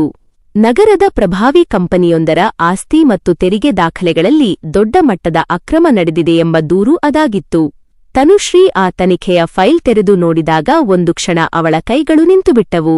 ಆ ಫೈಲ್ನಲ್ಲಿದ್ದ ವಿಳಾಸ ಮತ್ತು ಕಂಪನಿಯ ಹೆಸರು ಬೇರೆಯಾರದೂ ಆಗಿರಲಿಲ್ಲ. ಅದು 10 ವರ್ಷಗಳ ಹಿಂದೆ ತನ್ನನ್ನು ಕಸಕ್ಕಿಂತ ಕೀಳಾಗಿ ಹೊರಹಾಕಿದ್ದ ವರುಣ್ನ ಕುಟುಂಬದ ಬಿಸಿನೆಸ್ ಸಂಸ್ಥೆಯದ್ದಾಗಿತ್ತು. ತನುಶ್ರೀ ಕಿಟಕಿಯ ಕಡೆ ನೋಡುತ್ತಾ ಕೆಲವು ಕ್ಷಣಗಳ ಕಾಲ ಮೌನವಾದಳು. 10 ವರ್ಷಗಳ ಹಿಂದಿನ ಪ್ರತಿಯೊಂದು ಅವಮಾನದ ಘಟನೆಯೂ ಅವಳ ಕಣ್ಣ ಮುಂದೆ ಬಂದು ಹೋಯಿತು. ಒಡನೆ ಬಂದಿದ್ದ ಸಹಾಯಕ ಅಧಿಕಾರಿ, ಮೇಡಂ, ಈ ಕುಟುಂಬದ ಜೊತೆ ನಿಮಗೇನಾದರೂ ವೈಯಕ್ತಿಕ ಪರಿಚಯವಿದೆಯಾ ಎಂದು ಕೇಳಿದಾಗ ತನುಶ್ರೀ ಶಾಂತವಾಗಿ ಫೈಲ್ ಮುಚ್ಚಿ, ನನ್ನ ಕರ್ತವ್ಯದಲ್ಲಿ ವೈಯಕ್ತಿಕ ಭಾವನೆಗಳಿಗೆ ಜಾಗವಿಲ್ಲ, ನಾವು ಅಧಿಕೃತ ತನಿಖೆಗೆ ಅವರ ಮನೆಗೆ ಹೋಗುತ್ತಿದ್ದೇವೆ ಎಂದು ಖಡಕ್ಕಾಗಿ ಹೇಳಿದಳು. ಅತ್ತ ವರುಣ್ನ ಮನೆಯ ಮುಂದೆ ಇಡೀ ಕುಟುಂಬವೇ ಆತಂಕದಿಂದ ಕಾಯುತ್ತಿತ್ತು. ಜಿಲ್ಲೆಗೆ ಹೊಸದಾಗಿ ಬಂದಿರುವ ಖಡಕ್ ಮಹಿಳಾ ಅಧಿಕಾರಿ ತಮ್ಮ ಕಂಪನಿಯ ಅಕ್ರಮಗಳ ತನಿಖೆಗೆ ಬರುತ್ತಿದ್ದಾರೆ ಎಂಬ ಸುದ್ದಿ ಅವರಿಗೆ ತಲುಪಿತ್ತು. ದೂರದಿಂದ ಕೆಂಪು ದೀಪದ ಸರ್ಕಾರಿ ಕಾರು ಬರುತ್ತಿರುವುದು ಕಂಡಾಗ ವರುಣ್ನ ಎದೆ ಜೋರಾಗಿ ಬಡಿದುಕೊಳ್ಳತೊಡಗಿತು. ಕಾರು ಮನೆಯ ಬಾಗಿಲಿನ ಮುಂದೆ ಬಂದು ನಿಂತಿತು. ಕಾರಿನ ಬಾಗಿಲು ತೆರೆದು ಖಾಕಿ ವಸ್ತ್ರ ಧರಿಸಿದ ಸಿಬ್ಬಂದಿಯ ನಡುವೆ ತನುಶ್ರೀ ಕಾರಿನಿಂದ ಕೆಳಗಿಳಿದಳು. ಅವಳು ತನ್ನ ಕಪ್ಪು ಕನ್ನಡಕವನ್ನು ತೆಗೆದು ಮನೆಯತ್ತ ನೋಡಿದಾಗ ವರುಣ್ನ ಕಣ್ಣುಗಳಲ್ಲಿ ಕಣ್ಣೀರು ತುಂಬಿಬಂತು. ಅದು ಅದೇ ತನುಶ್ರೀ. ವರುಣ್ ಆಶ್ಚರ್ಯ ಮತ್ತು ಅಪರಾಧಿ ಭಾವನೆಯಿಂದ ಅವಳನ್ನೇ ನೋಡುತ್ತಿದ್ದ. 10 ವರ್ಷಗಳ ಹಿಂದೆ ಪ್ರೀತಿಯಿಂದ ತನ್ನನ್ನೇ ನೋಡುತ್ತಿದ್ದ ಆ ಕಣ್ಣುಗಳು ಇವತ್ತು ಕೇವಲ ಅಧಿಕಾರ ಮತ್ತು ಗಾಂಭೀರ್ಯದಿಂದ ಕೂಡಿದ್ದವು. ತನುಶ್ರೀ ಯಾವುದೇ ಭಾವನೆಗಳನ್ನು ತೋರಿಸದೆ, ನೀವು ವರುಣ್ ಅವರೇ ಎಂದು ಕೇಳಿದಾಗ ವರುಣ್ನ ಹೃದಯ ಒಡೆದಂತಾಯಿತು. ಹೌದು, ತನುಶ್ರೀ ಎಂದು ವರುಣ್ ಕಂಗೆಟ್ಟು ಹೇಳಿದ. ತನುಶ್ರೀ ಫೈಲ್ ತೆರೆದು, ನಾನು ಸರ್ಕಾರಿ ತನಿಖೆಯ ಅಧಿಕೃತ ಕೆಲಸಕ್ಕಾಗಿ ಬಂದಿದ್ದೇನೆ ಎಂದು ಹೇಳುತ್ತಾ ಮನೆಯೊಳಗೆ ಕಾಲಿಟ್ಟಳು. ಬಾಗಿಲ ಬಳಿ ನಿಂತಿದ್ದ ಸುಹಾಸಿನಿ ಮತ್ತು ರಾಜೇಶ್ ಇಬ್ಬರೂ ಮಾತು ಮರೆತು ಸ್ತಬ್ಧರಾಗಿ ನಿಂತಿದ್ದರು. 10 ವರ್ಷಗಳ ಹಿಂದೆ ಅದೇ ಬಾಗಿಲ ಬಳಿ ನಿಂತು ಕಣ್ಣೀರಿಡುತ್ತಾ ಹೊರಟು ಹೋಗಿದ್ದ ಬಡ ಹುಡುಗಿ ಇಂದು ಅದೇ ಬಾಗಿಲನ್ನು ಉನ್ನತ ಅಧಿಕಾರದಿಂದ ದಾಟಿ ಒಳಗೆ ಬಂದಿದ್ದಳು. ತನುಶ್ರೀ ಫೈಲ್ ಹಿಡಿದು ಆ ಮನೆಯೊಳಗೆ ಹೆಜ್ಜೆ ಇಟ್ಟಾಗ 10 ವರ್ಷಗಳ ಹಿಂದೆ ಇದೇ ಮನೆಯಲ್ಲಿ ತನಗೆ ನಡೆದ ಪ್ರತಿಯೊಂದು ಅವಮಾನವೂ ಅವಳ ಕಿವಿಯಲ್ಲಿ ಮತ್ತೆ ಕೇಳಿಸಿದಂತಾಯಿತು. ನಮ್ಮ ಮನೆಯ ಬಾಗಿಲಿಗೆ ಬರುವ ಯೋಗ್ಯತೆ ನಿನಗಿಲ್ಲ ಎಂದು ಸುಹಾಸಿನಿ ಆಡಿದ ಮಾತುಗಳು ಅವಳ ಮನಸ್ಸಿನಲ್ಲಿ ಹಾದುಹೋದವು. ಆದರೆ ತನುಶ್ರೀ ತಕ್ಷಣವೇ ಆ ನೆನಪುಗಳನ್ನು ಬದಿಗೊತ್ತಿದಳು. ಇವತ್ತು ಅವಳು ಇಲ್ಲಿಗೆ ಬಂದಿರುವುದು ಸೇಡು ತೀರಿಸಿಕೊಳ್ಳಲಲ್ಲ, ತನ್ನ ಕರ್ತವ್ಯವನ್ನು ನಿರ್ವಹಿಸಲು. ಅವಳು ತನ್ನ ಜೊತೆಯಲ್ಲಿದ್ದ ಸಿಬ್ಬಂದಿಗೆ ಮೊದಲು ಈ ಕಂಪನಿಯ ಎಲ್ಲಾ ಆಸ್ತಿ ಮತ್ತು ತೆರಿಗೆ ದಾಖಲೆಗಳನ್ನು ಪರಿಶೀಲಿಸಿ ಎಂದು ಅಧಿಕೃತವಾಗಿ ಆದೇಶಿಸಿದಳು. ವರುಣ್ ಮಾತ್ರ ತನುಶ್ರೀಯನ್ನೇ ಕಣ್ಣಿವೆಯಿಕ್ಕದೆ ನೋಡುತ್ತಿದ್ದ. ಅವನಿಗೆ ಅವಳ ಬಳಿ ಮಾತನಾಡಿ ತನ್ನ ಮನಸ್ಸಿನ ನೋವನ್ನು ತೋಡಿಕೊಳ್ಳಬೇಕು ಎನಿಸುತ್ತಿತ್ತು. ಧೈರ್ಯ ಮಾಡಿ ಮುಂದೆ ಬಂದು ತನುಶ್ರೀ ಎಂದು ಕರೆದ. ತನುಶ್ರೀ ನಿಧಾನವಾಗಿ ಹಿಂತಿರುಗಿ ಹೇಳಿ ಎಂದು ತಣ್ಣಗೆ ಉತ್ತರಿಸಿದಳು. 10 ವರ್ಷಗಳ ಹಿಂದೆ ಪ್ರೀತಿಯಿಂದ ವರುಣ್ ಎಂದು ಕರೆಯುತ್ತಿದ್ದ ಆ ಧ್ವನಿಯಲ್ಲಿ ಇವತ್ತೂ ಕೇವಲ ವೃತ್ತಿಪರತೆ ಇತ್ತು. ವರುಣ್ ಕಣ್ಣೀರು ತುಂಬಿದ ಕಣ್ಣುಗಳಿಂದ, ನೀನು ಹೇಗಿದ್ದೀಯಾ ತನುಶ್ರೀ, ತುಂಬಾ ಬದಲಾಗಿದ್ದೀಯಾ ಎಂದು ಕೆಳದನಿಯಲ್ಲಿ ಕೇಳಿದ. ತನುಶ್ರೀ ಶಾಂತವಾಗಿ, ಕಾಲ ಎಲ್ಲರನ್ನೂ ಬದಲಾಯಿಸುತ್ತದೆ, ನಾನು ಚೆನ್ನಾಗಿದ್ದೇನೆ, ನನ್ನ ಕೆಲಸ ಮುಗಿಯುವವರೆಗೆ ದಯವಿಟ್ಟು ಸಹಕರಿಸಿ ಎಂದು ವಿಷಯಕ್ಕೆ ಬಂದಳು. ಅಷ್ಟರಲ್ಲಿ ಸುಹಾಸಿನಿ ನಿಧಾನವಾಗಿ ತನುಶ್ರೀಯ ಹತ್ತಿರ ಬಂದಳು. 10 ವರ್ಷಗಳ ಹಿಂದೆ ಅಹಂಕಾರದಿಂದ ತಲೆಯೆತ್ತಿ ಮಾತನಾಡಿದ್ದ ಅದೇ ಮಹಿಳೆ ಇವತ್ತು ಭಯ ಮತ್ತು ಅಪರಾಧಿ ಭಾವನೆಯಿಂದ ತಲೆತಗ್ಗಿಸಿ ನಿಂತಿದ್ದಳು. ತನುಶ್ರೀ, ನನ್ನ ಮೇಲೆ ನಿನಗಿನ್ನೂ ಕೋಪವಿದೆಯಾ ಮಗಳೇ? ಅಂದು ನಾನು ನಿನಗೆ ತುಂಬಾ ನೋವು ಕೊಟ್ಟೆ, ನನ್ನನ್ನು ಕ್ಷಮಿಸಿಬಿಡು ಎಂದು ಸುಹಾಸಿನಿ ಕಣ್ಣೀರು ಹಾಕಿದಳು. ತನುಶ್ರೀ ನೇರವಾಗಿ ಅವಳ ಕಣ್ಣುಗಳನ್ನು ನೋಡುತ್ತಾ, ನಾನು ಇಲ್ಲಿ ಯಾರ ಮೇಲಿನ ಕೋಪದಿಂದಲೂ ಬಂದಿಲ್ಲ. ಹಳೆಯ ವಿಷಯಗಳನ್ನು ಈಗ ಮಾತನಾಡುವುದರಿಂದ ಏನೂ ಬದಲಾಗುವುದಿಲ್ಲ. ನಾನು ನನ್ನ ನಿಯಮ ಮತ್ತು ಕರ್ತವ್ಯಕ್ಕೆ ಬದ್ಧಳಾಗಿ ಕೆಲಸ ಮಾಡಲು ಬಂದಿದ್ದೇನೆ ಎಂದು ಸ್ಪಷ್ಟವಾಗಿ ತಿಳಿಸಿದಳು. ಸುಹಾಸಿನಿಗೆ ತನುಶ್ರೀಯ ಈ ಗಾಂಭೀರ್ಯದ ಮುಂದೆ ಏನು ಹೇಳಬೇಕೆಂದು ತೋಚಲಿಲ್ಲ. ಇನ್ನೊಂದೆಡೆ ತನುಶ್ರೀ ದಾಖಲೆಗಳನ್ನು ಪರಿಶೀಲಿಸುತ್ತಿದ್ದಾಗ ಆ ಮನೆಯ ಹಳೆಯ ಕೆಲಸದವಳಿ ಸರೋಜ ಮೆಲ್ಲಗೆ ಅವಳ ಬಳಿ ಬಂದಳು. ಯಾರೂ ಇಲ್ಲದ ಸಮಯ ನೋಡಿ, ಮೇಡಂ, 10 ವರ್ಷಗಳ ಹಿಂದೆ ನೀವು ಈ ಮನೆಯಿಂದ ಹೋದ ದಿನ ವರುಣ್ ಸರ್ ನಿಮ್ಮನ್ನು ಹುಡುಕಲು ತುಂಬಾ ಪ್ರಯತ್ನ ಮಾಡಿದ್ದರು, ದಿನವಿಡೀ ಅತ್ತಿದ್ದರು ಎಂದು ರಹಸ್ಯವಾಗಿ ಹೇಳಿದಳು. ತನುಶ್ರೀಯ ಹೃದಯ ಆ ಕ್ಷಣದಲ್ಲಿ 1 ನಿಮಿಷ ನಿಂತಂತಾಯಿತು. ವರುಣ್ ನನ್ನನ್ನು ಹುಡುಕಿದ್ದನೆ? ಹಾಗಾದರೆ ಆ ದಿನ ಅವನು ನನ್ನನ್ನು ಸಂಪೂರ್ಣವಾಗಿ ತೊರೆಯಲಿಲ್ಲವೇ ಎಂಬ ಅನುಮಾನ ಅವಳ ಮನಸ್ಸಿನಲ್ಲಿ ಮೂಡಿತು. ಸರೋಜ ಮುಂದುವರಿಸುತ್ತಾ, ಅಂದು ನಡೆದ ಕೆಲವೊಂದು ಸತ್ಯಗಳು ನಿಮಗೆ ಗೊತ್ತಾಗದಂತೆ ಮನೆಯವರೇ ಮುಚ್ಚಿಟ್ಟಿದ್ದರು ಎಂದು ಹೇಳುವಷ್ಟರಲ್ಲಿ ಸುಹಾಸಿನಿ ಅಲ್ಲಿಗೆ ಬಂದಿದ್ದರಿಂದ ಸರೋಜ ತಕ್ಷಣವೇ ಮೌನವಾಗಿ ಹೊರಟು ಹೋದಳು. ತನುಶ್ರೀಯ ಮನಸ್ಸಿನಲ್ಲಿ ಈಗ ದೊಡ್ಡ ಪ್ರಶ್ನೆಯೊಂದು ಕಾಡತೊಡಗಿತು. 10 ವರ್ಷಗಳ ಹಿಂದೆ ತನಗೆ ತಿಳಿಯದಂತೆ ಆ ಮನೆಯಲ್ಲಿ ನಡೆದ ಆ ರಹಸ್ಯ ಸತ್ಯವೇನು? ಅದೇ ರಾತ್ರಿ ತನುಶ್ರೀಯ ಕಚೇರಿಯಲ್ಲಿ ಲಿದ್ದ ಆ ಹಳೆಯ ನೆನಪುಗಳ ಗೊಂದಲ ಒಂದೆಡೆಯಾದರೆ ಅತ್ತ ವರುಣ್ ತನ್ನ ಹಳೆಯ ಕೊಠಡಿಗೆ ಹೋದ. ಅವನ ಬಳಿ ಇನ್ನೂ ಭದ್ರವಾಗಿ ಇಟ್ಟಿದ್ದ ಒಂದು ಹಳೆಯ ಪೆಟ್ಟಿಗೆ ಇತ್ತು. ಅವನು ಅದನ್ನು ತೆರೆದಾಗ ಅದರೊಳಗೆ ತನುಶ್ರೀಯ ಫೋಟೋ, ಅವಳು ಕೊಟ್ಟಿದ್ದ ಚಿಕ್ಕ ಪೆನ್ ಮತ್ತು ಒಂದು ಹಳೆಯ ಪತ್ರವಿತ್ತು. ವರುಣ್ ಆ ಪತ್ರವನ್ನು ಕೈಯಲ್ಲಿ ಹಿಡಿದುಕೊಂಡಾಗ ಅವನ ಕಣ್ಣುಗಳಿಂದ ಕಣ್ಣೀರು ಹರಿಯತೊಡಗಿತು. ಅದು 10 ವರ್ಷಗಳ ಹಿಂದೆ ತನುಶ್ರೀ ಬರೆದಿದ್ದ ಪತ್ರವಾಗಿತ್ತು. ಆದರೆ ಆ ಪತ್ರವನ್ನು ವರುಣ್ ಇದುವರೆಗೆ ನೋಡಿಯೇ ಇರಲಿಲ್ಲ. ಅವನು ನಡುಗುವ ಕೈಗಳಿಂದ ಆ ಪತ್ರವನ್ನು ತೆರೆದು ಓದಿದ. ಅದರಲ್ಲಿ ತನುಶ್ರೀ ಹೀಗೆ ಬರೆದಿದ್ದಳು: ವರುಣ್, ನೀನು ನನ್ನನ್ನು ನಂಬದಿದ್ದರೂ ನಾನು ನಿನ್ನನ್ನು ಯಾವತ್ತೂ ದ್ವೇಷಿಸುವುದಿಲ್ಲ. ನಾನು ನನ್ನ ಜೀವನದಲ್ಲಿ ಮುನ್ನಡೆಯುತ್ತೇನೆ. ಒಂದು ದಿನ ನಾನು ಗೆದ್ದು ನಿಂತಾಗ ನೀನು ನನ್ನನ್ನು ನೋಡಿ ಹೆಮ್ಮೆ ಪಡಬೇಕು. ಆ ದಿನ ನಾನು ನಿನ್ನ ಜೊತೆ ಇರಲಿ ಇಲ್ಲದಿರಲಿ ನಿನ್ನನ್ನು ಒಬ್ಬ ಒಳ್ಳೆಯ ವ್ಯಕ್ತಿಯಾಗಿ ಮಾತ್ರ ನೆನಪಿಟ್ಟುಕೊಳ್ಳುತ್ತೇನೆ. ಪತ್ರವನ್ನು ಓದಿದ ವರುಣ್ಗೆ ಆಘಾತವಾಯಿತು. 10 ವರ್ಷಗಳ ಹಿಂದೆ ತನುಶ್ರೀ ಬರೆದ ಈ ಪತ್ರ ತನಗೆ ತಲುಪಲೇ ಇಲ್ಲವೇಕೆ ಎಂಬ ಪ್ರಶ್ನೆ ಅವನನ್ನು ಸುಡತೊಡಗಿತು. ಅವನು ತಕ್ಷಣವೇ ಆ ಪತ್ರವನ್ನು ಹಿಡಿದುಕೊಂಡು ತನ್ನ ತಾಯಿ ಸುಹಾಸಿನಿಯ ಬಳಿಗೆ ಓಡಿದ. ಅಮ್ಮ, ಈ ಪತ್ರ ನಿನಗೆ ಗೊತ್ತಿತ್ತಾ? ನನ್ನಿಂದ ಈ ಪತ್ರವನ್ನು ಯಾಕೆ ಮುಚ್ಚಿಟ್ಟೆ ಎಂದು ವರುಣ್ ಗಟ್ಟಿಯಾಗಿ ಕೂಗಿ ಕೇಳಿದ. ಸುಹಾಸಿನಿ ಆ ಪತ್ರವನ್ನು ನೋಡಿದ ಕ್ಷಣವೇ ಮೌನವಾಗಿ ತಲೆ ತಗ್ಗಿಸಿದಳು. ವರುಣ್ ಕಣ್ಣೀರಿನಿಂದ, ನನ್ನನ್ನು ತನುಶ್ರೀಯಿಂದ ದೂರ ಮಾಡಲು ಇಷ್ಟೊಂದು ದೊಡ್ಡ ಮೋಸ ಮಾಡಿದಿರಾ? ಅವಳು ನನಗೆ ಈ ಪತ್ರ ಬರೆದಿದ್ದರೂ ನನಗೆ ಸಿಗದಂತೆ ಮಾಡಿದಿರಾ ಎಂದು ರೇಗಾಡಿದ. ಸುಹಾಸಿನಿ ಅಳುತ್ತಾ, ನಾನು ತಪ್ಪು ಮಾಡಿದೆ ವರುಣ್. ನೀನು ಅವಳನ್ನು ಮದುವೆಯಾದರೆ ನಮ್ಮ ಕುಟುಂಬದ ಗೌರವ ಹಾಳಾಗುತ್ತದೆ ಎಂಬ ಭಯ ನನಗಿತ್ತು ಎಂದು ಒಪ್ಪಿಕೊಂಡಳು. ವರುಣ್ ತೀವ್ರ ನೋವಿನಿಂದ, ನಮ್ಮ ಕುಟುಂಬದ ಗೌರವ ತನುಶ್ರೀಯಿಂದ ಹೋಗಲಿಲ್ಲ ಅಮ್ಮ, ನಿನ್ನ ಈ ಸ್ವಾರ್ಥದ ತಪ್ಪಿನಿಂದ ಹೋಯಿತು ಎಂದು ಹೇಳಿದ. ಮರುದಿನ ತನುಶ್ರೀ ಮತ್ತೆ ಆ ಮನೆಯತ್ತ ಬಂದಳು. ಆದರೆ ಈ ಬಾರಿ ಅವಳು ಬಂದಿದ್ದು ಬರೀ ಸರ್ಕಾರಿ ಕೆಲಸಕ್ಕಾಗಿ ಅಲ್ಲ, ಸರೋಜ ಹೇಳಿದ್ದ ಆ ರಹಸ್ಯ ಸತ್ಯವೇನು ಎಂದು ತಿಳಿದುಕೊಳ್ಳಲು. ಅವಳು ಸುಹಾಸಿನಿಯನ್ನು ತನಿಖೆ ಮಾಡುವ ಭಂಗಿಯಲ್ಲಿ ನೇರವಾಗಿ ಕೇಳಿದಳು, ನನಗೆ ಸತ್ಯ ಬೇಕು. 10 ವರ್ಷಗಳ ಹಿಂದೆ ನಾನು ಬರೆದ ಪತ್ರ ವರುಣ್ಗೆ ಯಾಕೆ ತಲುಪಲಿಲ್ಲ? ನೀವು ಅದನ್ನು ತಡೆದಿದ್ದಿರಾ? ಸುಹಾಸಿನಿ ಕಣ್ಣೀರು ಹಾಕುತ್ತಾ, ಹೌದು ಮಗಳೇ, ನಾನೇ ಆ ಪತ್ರವನ್ನು ಮುಚ್ಚಿಟ್ಟಿದ್ದೆ. ವರುಣ್ ನಿನ್ನನ್ನು ಹುಡುಕದಂತೆ ನಾನೇ ತಡೆದೆ. ನನ್ನನ್ನು ಕ್ಷಮಿಸಿಬಿಡು ಎಂದು ಕೈಜೋಡಿಸಿದಳು. ಆ ಮಾತು ಕೇಳಿ ತನುಶ್ರೀಯ ಕಣ್ಣಲ್ಲಿ ಕಣ್ಣೀರು ತುಂಬಿ ಬಂತು. ಆದರೆ ಆ ಕಣ್ಣೀರು ಅವಮಾನದ ಕಣ್ಣೀರಾಗಿರಲಿಲ್ಲ. 10 ವರ್ಷಗಳ ನಂತರ ಸತ್ಯ ತಿಳಿದು ಬಂದ ನಿರಾಳತೆಯ ಕಣ್ಣೀರಾಗಿತ್ತು. ನಿಮ್ಮನ್ನು ಕ್ಷಮಿಸುವುದು ಸುಲಭ, ಆದರೆ ಕಳೆದು ಹೋದ ಈ 10 ವರ್ಷಗಳನ್ನು ಯಾರಿಂದಲೂ ಹಿಂತಿರುಗಿಸಲು ಸಾಧ್ಯವಿಲ್ಲ ಎಂದು ತನುಶ್ರೀ ಶಾಂತವಾಗಿ ಹೇಳಿದಳು. ಹೊರಗೆ ಬಂದಾಗ ವರುಣ್ ಅವಳಿಗಾಗಿ ಕಾಯುತ್ತಿದ್ದ. ಅವನು ತನುಶ್ರೀಯ ಬಳಿ ಬಂದು, ನಾನು ನಿನ್ನನ್ನು ಯಾವತ್ತೂ ಮರೆಯಲಿಲ್ಲ ತನುಶ್ರೀ. ಆದರೆ ಆ ದಿನ ನಿನ್ನನ್ನು ಕಾಪಾಡಲು ನನ್ನಿಂದ ಆಗಲಿಲ್ಲ ಎಂದು ಕ್ಷಮೆ ಕೇಳಿದ.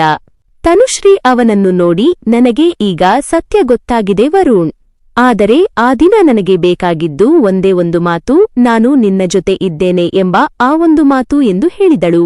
ವರುಣ್ ಕಣ್ಣೀರಿನಿಂದ, ಇವತ್ತಾದರೂ ನಾನು ಆ ಮಾತನ್ನು ಹೇಳಬಹುದಾ? ಇವತ್ತಿಗೂ ನಾನು ನಿನ್ನ ಜೊತೆ ಇದ್ದೇನೆ ತನುಶ್ರೀ ಎಂದ. ಆದರೆ ತನುಶ್ರೀ ಯಾವುದೇ ಉತ್ತರ ನೀಡದೆ ಅಲ್ಲಿಂದ ಹೊರಟು ಹೋದಳು. ತನುಶ್ರೀ ಮನೆಗೆ ಹಿಂತಿರುಗಿ ಕಚೇರಿಯಿಂದ ತಂದಿದ್ದ ರಾಜೇಶ್ ಅವರ ಕಂಪನಿಯ ಆಸ್ತಿ ಮತ್ತು ತೆರಿಗೆ ದಾಖಲೆಗಳನ್ನು ಆಳವಾಗಿ ಪರಿಶೀಲಿಸಲು ಶುರುಮಾಡಿದಳು. ಫೈಲುಗಳನ್ನು ಒಂದೊಂದಾಗಿ ಓದುತ್ತಿದ್ದಂತೆ ಅವಳಿಗೆ ಒಂದು ದೊಡ್ಡ ಅಕ್ರಮ ಬೆಳಕಿಗೆ ಬಂತು. ಕಂಪನಿಯ ಕೋಟ್ಯಂತರ ರೂಪಾಯಿ ಹಣವನ್ನು ಬೇರೆ ಬೇರೆ ನಕಲಿ ಖಾತೆಗಳಿಗೆ ಅಕ್ರಮವಾಗಿ ವರ್ಗಾವಣೆ ಮಾಡಲಾಗಿತ್ತು. ಅದಕ್ಕಿಂತಲೂ ಆಘಾತಕಾರಿ ವಿಷಯವೆಂದರೆ ಆ ಅಕ್ರಮ ವ್ಯವಹಾರದ ಕಾಗದಪತ್ರಗಳಲ್ಲಿ ವರುಣ್ನ ಸಹಿಯಿತ್ತು. ತನುಶ್ರೀ ಆ ಫೈಲ್ ನೋಡುತ್ತಾ ಕಣ್ಣು ಮುಚ್ಚಿ ಕುಳಿತಳು. ಇವತ್ತು ಅವಳ ಮುಂದೆ 2 ದಾರಿಗಳಿದ್ದವು. ಒಂದು ಕಡೆ ತಾನು ಪ್ರೀತಿಸಿದ, ತನಗಾಗಿ 10 ವರ್ಷ ತಪಸ್ಸು ಮಾಡಿದ ವರುಣ್. ಇನ್ನೊಂದು ಕಡೆ ತನ್ನ ಐಎಎಸ್ ಅಧಿಕಾರದ ಕರ್ತವ್ಯ ಮತ್ತು ಸತ್ಯ. ತನುಶ್ರೀಯ ಕಣ್ಣಲ್ಲಿ ನೀರು ಬಂತು. ಆದರೆ ಅವಳು ತಕ್ಷಣವೇ ಕಣ್ಣೀರನ್ನು ಒರೆಸಿಕೊಂಡು, ನಾನು ಇಲ್ಲಿ ಅಧಿಕಾರಿಯಾಗಿ ಕುಳಿತಿದ್ದೇನೆ. ನನ್ನ ಕರ್ತವ್ಯದಲ್ಲಿ ಯಾರಿಗೂ ವಿನಾಯಿತಿ ನೀಡಲು ಸಾಧ್ಯವಿಲ್ಲ. ಸತ್ಯ ಏನೆಂಬುದನ್ನು ನಾನು ಕಂಡುಹಿಡಿಯಲೇಬೇಕು ಎಂದು ನಿರ್ಧರಿಸಿ ಅಧಿಕೃತ ತನಿಖೆಗೆ ಆದೇಶ ನೀಡಿದಳು. ಮರುದಿನ ತನಿಖೆಯ ಸುದ್ದಿ ತಿಳಿಯುತ್ತಿದ್ದಂತೆ ವರುಣ್ ಓಡೋಡಿ ತನುಶ್ರೀಯ ಕಚೇರಿಗೆ ಬಂದ. ತನುಶ್ರೀ, ನೀನು ನಿಜವಾಗಿಯೂ ನಮ್ಮ ಬಿಸಿನೆಸ್ ಮೇಲೆ ತನಿಖೆ ಮಾಡಿಸ್ತಿದ್ದೀಯಾ? ನಮ್ಮ ಕುಟುಂಬದ ಬಗ್ಗೆ ನಿನಗೆ ಗೊತ್ತಿದೆ ಅಲ್ವಾ ಎಂದು ಗಾಬರಿಯಿಂದ ಕೇಳಿದ. ತನುಶ್ರೀ ಖಡಕ್ಕಾಗಿ, ವರುಣ್, ನಾನು ನಿನ್ನನ್ನು ಪ್ರೀತಿಸಿದ್ದು ನಿಜ, ಆದರೆ ಇವತ್ತು ನಾನು ಈ ಜಿಲ್ಲೆಯ ಸರ್ಕಾರಿ ಅಧಿಕಾರಿ. ನನ್ನ ಮುಂದೆ ಯಾವುದೇ ಕುಟುಂಬ ಇಲ್ಲ, ಕೇವಲ ಸಾಕ್ಷಿ ಮತ್ತು ದಾಖಲೆಗಳು ಮಾತ್ರ ಇವೆ ಎಂದು ಸ್ಪಷ್ಟವಾಗಿ ಹೇಳಿದಳು. ವರುಣ್ಗೆ ಆ ಕ್ಷಣದಲ್ಲಿ ಅರ್ಥವಾಯಿತು, 10 ವರ್ಷಗಳ ಹಿಂದೆ ತಾನು ಪ್ರೀತಿಸಿದ ಹುಡುಗಿ ಇಂದು ಅನ್ಯಾಯದ ವಿರುದ್ಧ ಹೋರಾಡುವ ಬಲಿಷ್ಠ ಅಧಿಕಾರಿಯಾಗಿದ್ದಾಳೆ ಎಂದು. ತನಿಖೆ ತೀವ್ರಗೊಂಡಂತೆ ಪ್ರತಿಯೊಂದು ದಾಖಲೆಯೂ ವರುಣ್ಗೆ ವಿರುದ್ಧವಾಗಿತ್ತು. ತನುಶ್ರೀ ವರುಣ್ಣನ್ನು ಕಚೇರಿಗೆ ಕರೆಸಿ ಆ ನಕಲಿ ಸಹಿಯಿದ್ದ ಕಾಗದವನ್ನು ಅವನ ಮುಂದಿಟ್ಟಳು. ವರುಣ್ ಆ ಕಾಗದವನ್ನು ನೋಡಿ ಬೆಚ್ಚಿಬಿದ್ದ. ತನುಶ್ರೀ, ಇದು ನನ್ನ ಸಹಿಯಲ್ಲ. ನಾನು ಈ ಕಾಗದಕ್ಕೆ ಯಾವತ್ತೂ ಸಹಿ ಮಾಡಿಲ್ಲ ಎಂದು ಆಣೆ ಹೊರಟ. ತನುಶ್ರೀ ಅವನ ಕೈಬರಹ ಮತ್ತು ಕಾಗದದಲ್ಲಿದ್ದ ಸಹಿಯನ್ನು ಸೂಕ್ಷ್ಮವಾಗಿ ಗಮನಿಸಿದಳು. ಅವಳಿಗೆ ವರುಣ್ನ ಮಾತು ಸತ್ಯವೆನಿಸಿತು. ಯಾರೋ ವರುಣ್ನ ಹೆಸರನ್ನು ಬಳಸಿ ನಕಲಿ ಸಹಿ ಮಾಡಿ ಈ ಇಡೀ ಕುಟುಂಬವನ್ನು ಬುಡಮೇಲು ಮಾಡಲು ಸಂಚು ರೂಪಿಸಿದ್ದಾರೆ ಎಂಬ ಅನುಮಾನ ತನುಶ್ರೀಗೆ ಬಂತು. ಈ ಪ್ರಕರಣದ ಹಿಂದೆ ಇರುವ ನಿಜವಾದ ತಪ್ಪುಸ್ಥರ ಯಾರು ಎಂಬುದನ್ನು ನಾನು ಕಂಡುಹಿಡಿಯುತ್ತೇನೆ ಎಂದು ವರುಣ್ಗೆ ಅಭಯ ನೀಡಿದಳು. ಆದರೆ ಅದೇ ರಾತ್ರಿ ತನುಶ್ರೀ ತನ್ನ ಮನೆಯಲ್ಲಿದ್ದಾಗ ಅವಳ ಫೋನ್ಗೆ ಒಂದು ಅಪರಿಚಿತ ನಂಬರ್ನಿಂದ ಮೆಸೇಜ್ ಬಂತು. ತನುಶ್ರೀ, ಆ ಬಿಸಿನೆಸ್ ಅಕ್ರಮದ ಹಿಂದೆ ನಿನ್ನ ಕಣ್ಣಿಗೆ ಕಾಣಿಸದ ದೊಡ್ಡ ವ್ಯಕ್ತಿಯೊಬ್ಬನಿದ್ದಾನೆ. ವರುಣ್ ನಿರಪರಾಧಿ. ವರುಣ್ಣನ್ನು ನಂಬು, ಆದರೆ ಆ ಮನೆಯಲ್ಲಿರುವ ಮತ್ತೊಬ್ಬನನ್ನು ನಂಬಬೇಡ. ತನುಶ್ರೀ ಫೋನ್ ನೋಡುತ್ತಾ ಸ್ತಬ್ಧಳಾಗಿ ನಿಂತುಬಿಟ್ಟಳು. ಈ ಮೆಸೇಜ್ ಕಳುಹಿಸಿದ ವ್ಯಕ್ತಿ ಯಾರು? ವರುಣ್ನ ಕಂಪನಿಯಲ್ಲಿ ನಡೆಯುತ್ತಿರುವ ಈ ಭ್ರಷ್ಟಾಚಾರದ ಅಸಲಿ ರೂವಾರಿ ಯಾರು?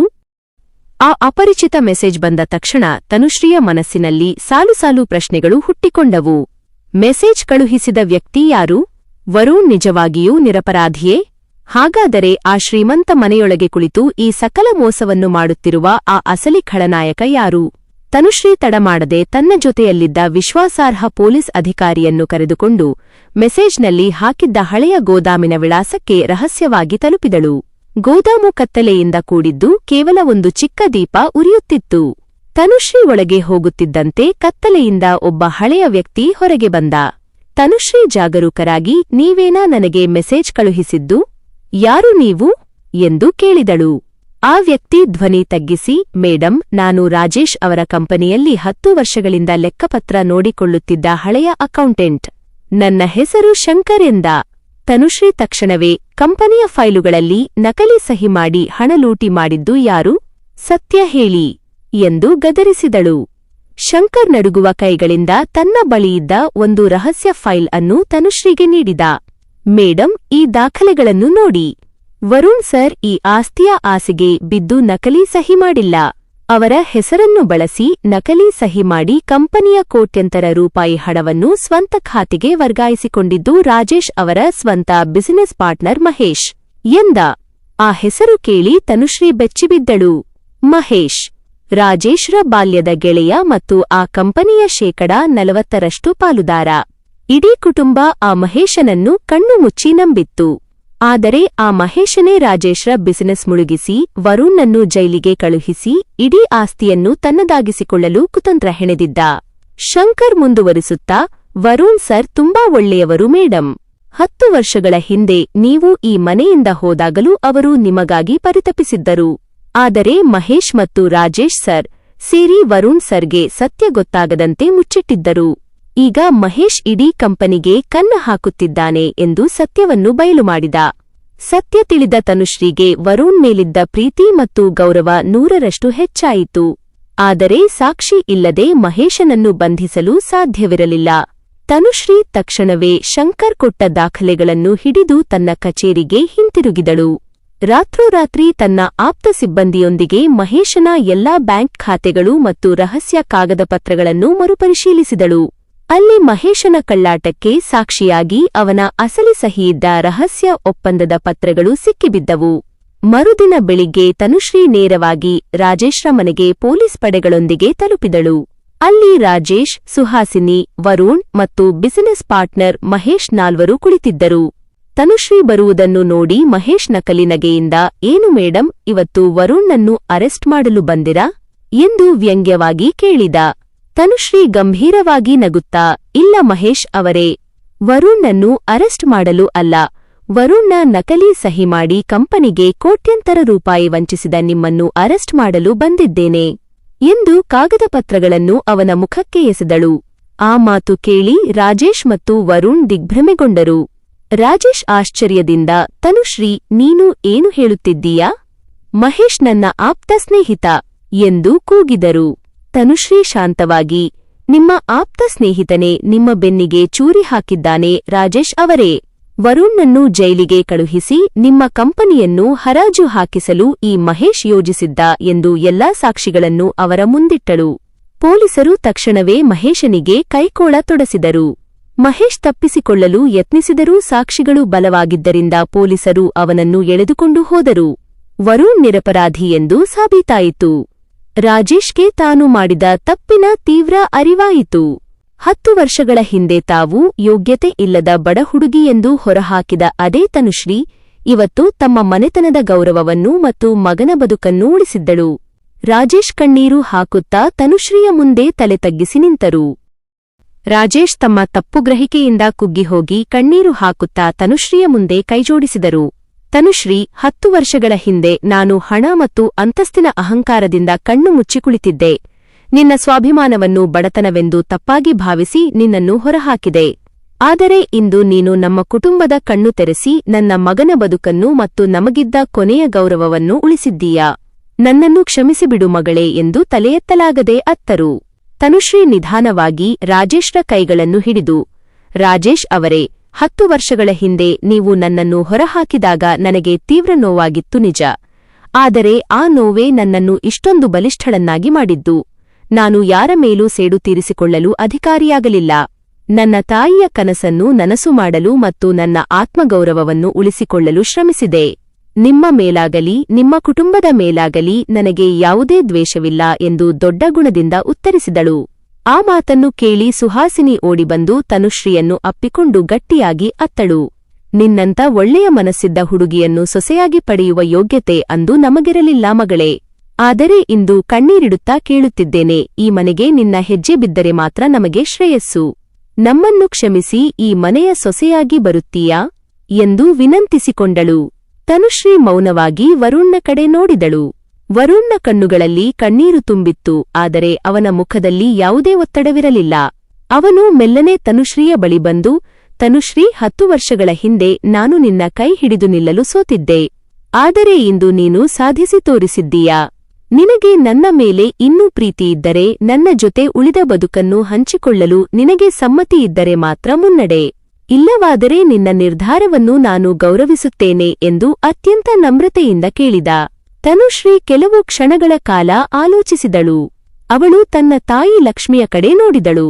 ತಾಯಿ ಲಕ್ಷ್ಮಿ ಮುಗುಳ್ನಗುತ್ತಾ ತಲೆಯಾಡಿಸಿ ಸಮ್ಮತಿ ಸೂಚಿಸಿದಳು. ತನುಶ್ರೀ ವರುಣ್ನ ಕಣ್ಣುಗಳಲ್ಲಿ ಕಣ್ಣಿಟ್ಟು, ವರುಣ್ 10 ವರ್ಷಗಳಿಂದ ನನ್ನ ಹೃದಯದಲ್ಲಿದ್ದ ಪ್ರೀತಿಯೆಂದೂ ಕಡಿಮೆಯಾಗಿರಲಿಲ್ಲ. ಆದರೆ ಈ ಬಾರಿಯ ನಮ್ಮ ಬಂಧಕ್ಕೆ ಒಂದೇ ಒಂದು ಷರತ್ತಿದೆ. ನಮ್ಮ ನಡುವೆ ಹಣ, ಆಸ್ತಿ, ಅಧಿಕಾರ ಅಥವಾ ಕುಟುಂಬದ ದೊಡ್ಡತನ ಎಂದಿಗೂ ಬರಬಾರದು. ಕೇವಲ ಪರಸ್ಪರ ಗೌರವ ಮತ್ತು ನಂಬಿಕೆ ಮಾತ್ರ ಇರಬೇಕು ಎಂದು ಹೇಳಿದಳು. ವರುಣ್ ಆನಂದ ಭಾಷ್ಪದಿಂದ ತಲೆಯಾಡಿಸಿ, ನನಗೆ ಬೇಕಾಗಿರುವುದು ಅದೇ ತನುಶ್ರೀ ಎಂದ. ಇಡೀ ಮನೆಯಲ್ಲಿದ್ದ ದುಃಖದ ಮಬ್ಬು ಕರಗಿ ಹೊಸ ಬೆಳಕು ಮೂಡಿದಂತಾಯಿತು. ಕೆಲವು ತಿಂಗಳುಗಳ ನಂತರ ಯಾವುದೇ ಅದ್ಧೂರಿತನವಿಲ್ಲದೆ, ಆಡಂಬರದ ಹಣದ ಪ್ರದರ್ಶನವಿಲ್ಲದೆ ತನುಶ್ರೀ ಮತ್ತು ವರುಣ್ರ ಸರಳ ಮದುವೆ ನೆರವೇರಿತು. ಕೇವಲ 2 ಕುಟುಂಬದ ಹತ್ತಿರದ ಬಂಧುಗಳು ಮಾತ್ರ ಆ ಶುಭ ಸಮಾರಂಭದಲ್ಲಿ ಭಾಗವಹಿಸಿದ್ದರು.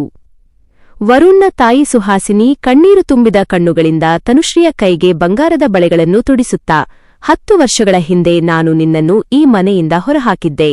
ಆದರೆ ಇಂದು ನಿನ್ನನ್ನು ನನ್ನ ಸ್ವಂತ ಮಗಳಾಗಿ, ಈ ಮನೆಯ ಮಹಾಲಕ್ಷ್ಮಿಯಾಗಿ ಹೆಮ್ಮೆಯಿಂದ ಕರೆದುಕೊಂಡು ಹೋಗುತ್ತಿದ್ದೇನೆ ಎಂದು ತನುಶ್ರೀಯನ್ನು ಪ್ರೀತಿಯಿಂದ ಅಪ್ಪಿಕೊಂಡಳು. ವರುಣ್ ದೂರದಿಂದಲೇ ಇಬ್ಬರನ್ನೂ ನೋಡುತ್ತಾ ತನ್ನ ಮುಖದಲ್ಲಿ ಹೆಮ್ಮೆಯ ನಗೆಯೊಂದಿಗೆ ನಿಂತಿದ್ದ. ಮದುವೆಯ ಎಲ್ಲಾ ಕಾರ್ಯಕ್ರಮಗಳು ಮುಗಿದ ನಂತರ ಒಂದು ದಿನ ತನುಶ್ರೀ ತನ್ನ ಹಳೆಯ ಚಿಕ್ಕ ಮನೆಗೆ ಹೋದಳು. ಬಾಗಿಲಲ್ಲಿ ನಿಂತಿದ್ದ ತಾಯಿ ಲಕ್ಷ್ಮಿ ಮಗಳನ್ನು ಪ್ರೀತಿಯಿಂದ ನೋಡಿದರು. ತನುಶ್ರೀ ತನ್ನ ಹಳೆಯ ಕೊಠಡಿಗೆ ಹೋಗಿ 10 ವರ್ಷಗಳ ಹಿಂದೆ ತಾನು ಓದುತ್ತಿದ್ದ ಹಳೆಯ ಡೈರಿಯನ್ನು ಹೊರಗೆ ತೆಗೆದಳು. ಆ ಡೈರಿಯ ಮೊದಲ ಪುಟದಲ್ಲಿ 10 ವರ್ಷಗಳ ಹಿಂದೆ ತನುಶ್ರೀ ತನ್ನ ಕಣ್ಣೀರಿನಿಂದ ಬರೆದಿದ್ದ ಒಂದು ಸಾಲು ಇಂದಿಗೂ ಹಾಗೆಯೇ ಇತ್ತು. ನನ್ನ ಬಡತನ ನನ್ನ ಅಂತ್ಯವಲ್ಲ, ಅದನ್ನೇ ನನ್ನ ಗೆಲುವಿನ ಆರಂಭ ಮಾಡುತ್ತೇನೆ. ಆ ಸಾಲನ್ನು ನೋಡಿ ತನುಶ್ರೀಯ ಮುಖದಲ್ಲಿ ಸುಂದರವಾದ ಮಂದಹಾಸ ಮೂಡಿತು. ಅಷ್ಟರಲ್ಲಿ ವರುಣ್ ಕೊಠಡಿಯೊಳಗೆ ಬಂದು ಏನು ನೋಡುತ್ತಿದ್ದೀಯಾ ತನುಶ್ರೀ ಎಂದು ಕುತೂಹಲದಿಂದ ಕೇಳಿದ. ತನುಶ್ರೀ ಆ ಡೈರಿಯನ್ನು ಅವನಿಗೆ ತೋರಿಸಿದಳು. ವರುಣ್ ಅದನ್ನು ಓದಿ, 10 ವರ್ಷಗಳ ಹಿಂದೆ ಈ ಸಾಲನ್ನು ಬರೆಯುವಾಗ ನಿನ್ನ ಕನಸು ಏನಾಗಿತ್ತು ತನುಶ್ರೀ ಎಂದು ಕೇಳಿದ. ತನುಶ್ರೀ ಕಿಟಕಿಯ ಹೊರಗೆ ನೋಡುತ್ತಾ, ಆಗ ನನ್ನ ಕನಸು ಕೇವಲ ಒಬ್ಬ ದೊಡ್ಡ ಸರ್ಕಾರಿ ಅಧಿಕಾರಿಯಾಗಬೇಕು ಎಂಬುದಾಗಿತ್ತು. ಆದರೆ ಈಗ ಎಂದು ತಾಯಿಯ ಕಡೆ ನಂತರ ವರುಣ್ನ ಕಡೆ ನೋಡಿ ಮುಂದುವರಿಸಿದಳು.